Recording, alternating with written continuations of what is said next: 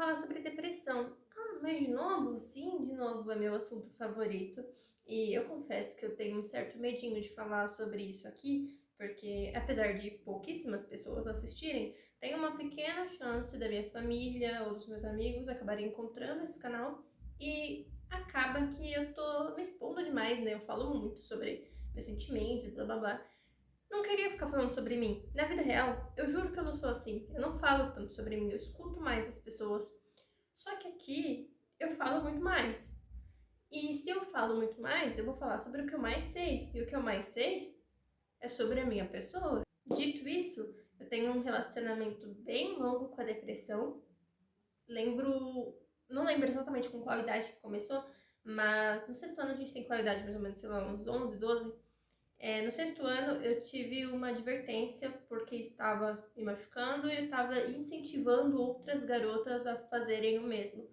Eu não lembro de estar ali falando, vamos garotas, vamos cortar os pulsos, mas eu tava, talvez eu estivesse mesmo, porque junto comigo foi mais umas 4 ou 5 garotas e foi culpa minha, eu confesso. Eu era muito criança, não me julguem. Na época, eu tava sofrendo pela morte de um amigo meu ali, que era criança também, e me afetou muito. Não tanto pela proximidade, mas porque, pô, ele era muito novo, né? Tipo, tinha minha idade. Então eu fiquei, nossa, pessoas de 12 anos morrem. E eu fiquei meio pilhada. Até hoje isso acontece. Sempre que alguém morre assim perto de mim, eu fico muito pilhada, a ponto de, tipo, destruir a minha vida. Eu perdi o emprego 2 vezes por conta de coisas assim. Aí virou essa chavinha, não sei se já é genético, né? Porque minha mãe tem depressão até hoje. Um motivo do porquê eu não posso falar com ela sobre isso, mas eu já vou chegar nessa parte, enfim. É, é isso, tipo, esse foi a chavinha que virou. Depois disso, foram muitos anos ali da adolescência de depressão. Tipo, eu tava. Foi foda.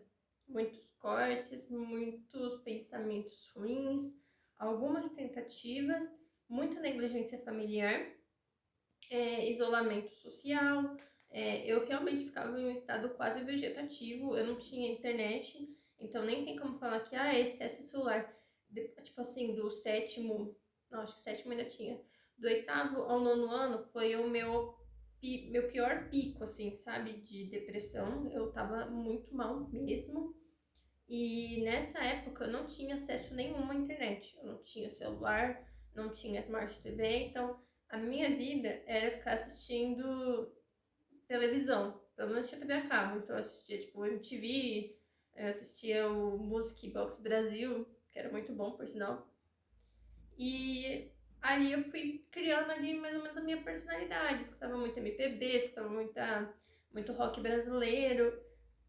E é isso, tipo, até hoje eu gosto muito dessas músicas, provavelmente por conta dessa fase obscura onde minha vida, tipo, o momento bom assim da minha vida era escutar música. Eu chamo essa parte da minha depressão de fase 1, porque é o que você imagina quando a gente pensa numa pessoa depressiva. É uma pessoa jogada na cama, suja, né, sem conseguir fazer o básico, sem fazer muito das suas higienes, tudo é um desafio, enfim, é o que a gente chama de fundo do poço, né? E eu estive ali, naquele fundo do poço por um tempo, mas hoje em dia a realidade é muito diferente e eu ainda me sinto muito depressiva. Mas eu não acho que eu estou no fundo do poço, tipo, pra valer, assim. Eu acho que eu tô em um lugar bom. Eu não moro mais com a minha família, eu tenho um relacionamento estável, 2 gatinhos, que a casa, tipo assim, as coisas que a gente tem em casa foi a gente que conquistou, sabe? Eu e meu namorado, a gente conseguiu fazer muita coisa. Ainda assim, a depressão parece que sempre tá encostada em mim. Até quando tá tudo bem, ela ainda tá, sabe? Então, mas o que você colocaria então como depressão? Cara, principalmente a falta de sentido na vida, pelo menos pra mim. Eu, eu simplesmente não consigo ter uma perspectiva de futuro. Então isso faz eu fazer muita merda no presente. Eu tenho alguns pensamentos que eu não sei dizer se são pensamentos intrusivos, porque pensamentos intrusivos a gente sabe que não faz sentido, né? Tipo, sei lá, jogar no celular da ponte ou da janela do ônibus. os meus pensamentos intrusivos, eles fazem sentido na minha cabeça. Todos os dias, sem exceções, mesmo quando o dia é bom, quando o dia é médio, quando o dia é irrelevante, eu sempre penso, por que eu ainda tô fazendo isso? Tipo, por quê? O que eu tô querendo? O que eu tô tentando? E aí a gente pode pensar, nossa, mas ainda tem tantos sonhos para realizar. Não tenho. E faz um bom tempo que eu não tenho sonhos. A não ser sonhos materiais, essas coisas, acho que todo mundo tem, né? Tipo, normal. Só que chegou num ponto que eu acho que nem o dinheiro resolveria minhas questões aqui. Porque, beleza, dinheiro é legal, todo mundo quer dinheiro. Mas eu já conquistei tanta coisa que eu pensei que poderia melhorar. Tipo, lá no passado eu pensava, se eu tivesse isso, se eu fosse isso, se tal coisa acontecesse, talvez eu não fosse assim, tão depressiva. E todas essas coisas já aconteceram. E eu vi esse ciclo se repetindo várias vezes e eu continuo mal. Então eu acho que independente do que aconteça, independente de uma possível fama, de repente um bilhete de loteria, eu acho que nada resolveria. Nem a terapia. Porque eu tentei terapia por 9 ou 10 meses, quase um ano. E não funcionou. Eu não posso vir aqui desencorajar uma pessoa depressiva a fazer terapia. Eu ainda acho que vale a pena tentar, né? É uma ajuda ali que o pessoal diz que pode ter resultados e ajuda mesmo muitas pessoas. Eu fiz no modo psicanálise, então talvez seja por isso que não me ajudou tanto. Eu vi uma matéria lá do Daniel Contígio, ele sempre fala bastante sobre a psicanálise e sobre a sua eficácia, que é um pouco questionável. Então, talvez funcione para alguns, talvez não. E ainda assim existem outras abordagens que vale a pena qualquer pessoa que precise de ajuda procurar, né? É isso, nesse momento eu divido a minha depressão em duas fases, fase 1, fase 2, fase 1, fundo do poço, fase 2, agora, que parece tudo lindo, eu acho que ninguém olha pra minha cara e fala tem depressão, eu acho, exceto quem já me conhece há muito tempo, né? E a minha família, que vez ou outra tentam me ajudar, só que cada um tem os seus problemas, então não tem como eu ficar contando com a ajuda deles. A pessoa que mais me entende é o meu pai, mas é muito difícil dele conseguir fazer alguma coisa de fato, porque ele tá muito longe, ele é muito ausente.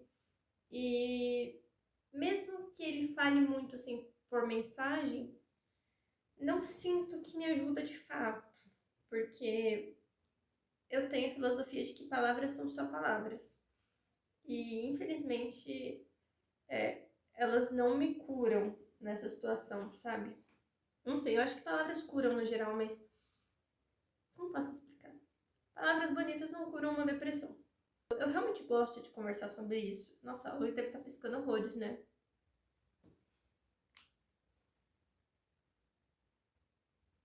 Acho que piorou, né? Vou apagar aquela luz ali, vai ficar escuro, mas foda-se. Pronto. Peguei uma outra luz aqui, do meu espelhinho.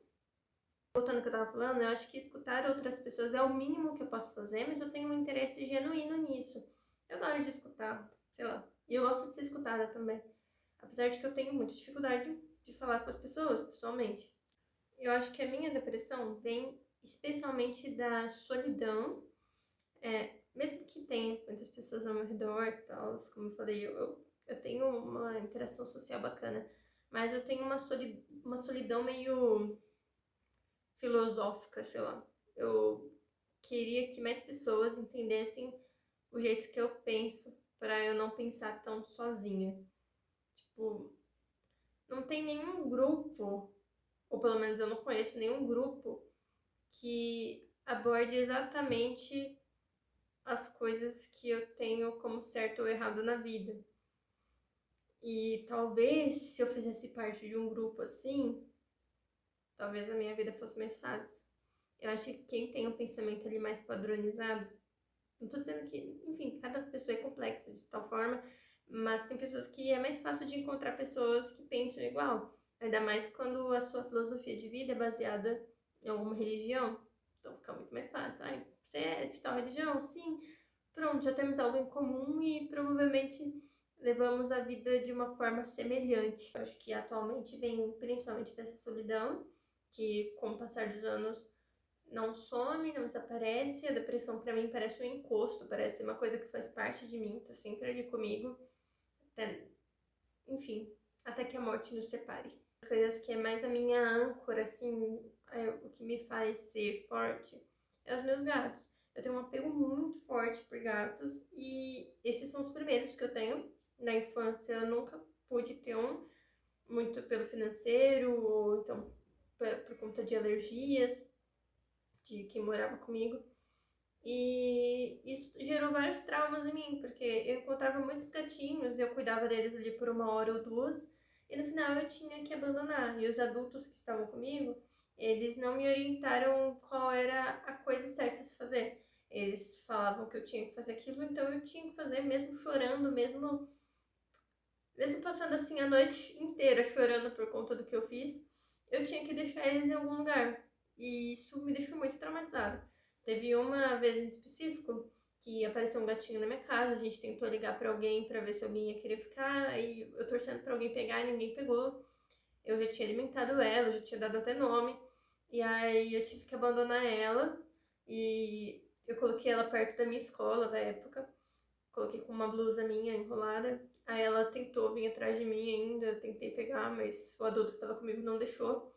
Então eu deixei lá, no outro dia eu ia pra escola sozinha, desde muito nova eu vou pra escola sozinha, sei lá, desde os 8, 7 anos. Aí eu fui lá antes da aula pra tentar achar o gatinho, sei lá, levar pra escola. Não sei exatamente qual era a minha ideia, mas eu tentei, não consegui. Peguei só a blusa de volta, porque tava lá e o gato não tava.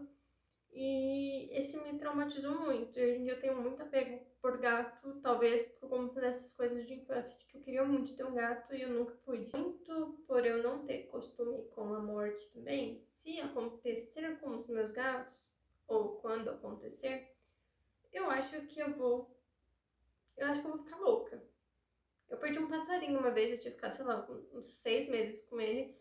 E isso já me deixou abalada pelo resto do ano, assim. Eu escrevi vários poemas, eu pintei ele, eu saí procurando um passarinho, tipo, desse tamanho, assim. Por todo canto, fiz um auê. Nossa, fiz um auê tremendo por conta desse passarinho. E até hoje eu fico meio triste de pensar em toda essa situação. Agora, meus gatos, que são muito mais apegados comigo, se acontece alguma coisa, eu vou ficar louca. Eu não tenho de agora, não tenho estrutura mental nenhuma para lidar com alguma coisa desse tipo. Então, eles são totalmente meu ponto fraco e são a minha âncora ao mesmo tempo. Tipo, é o que faz eu ter que levantar da cama toda manhã, porque eu tenho que alimentar eles, eu tenho que brincar com eles. Eu quero que eles tenham uma vida boa, já que a vida deles é naturalmente mais curta que a minha. Acho que é importante todo mundo ter uma âncora aí, seja lá o que for. Talvez desenho. O desenho já foi a minha âncora por um bom tempo. Agora eu tô tentando recuperar, mas tô sem paciência pra, pra desenhar. E é isso. Acho que antes de eu dormir, eu pensei em muitas coisas pra falar em um vídeo sobre depressão. Só que quando eu venho aqui falar de manhã, eu esqueço. Acho que é normal, né? A gente pensa mais antes de dormir. E é isso. Acho que eu não tenho mais nada pra falar por agora. E é isso. Não tenho depressão.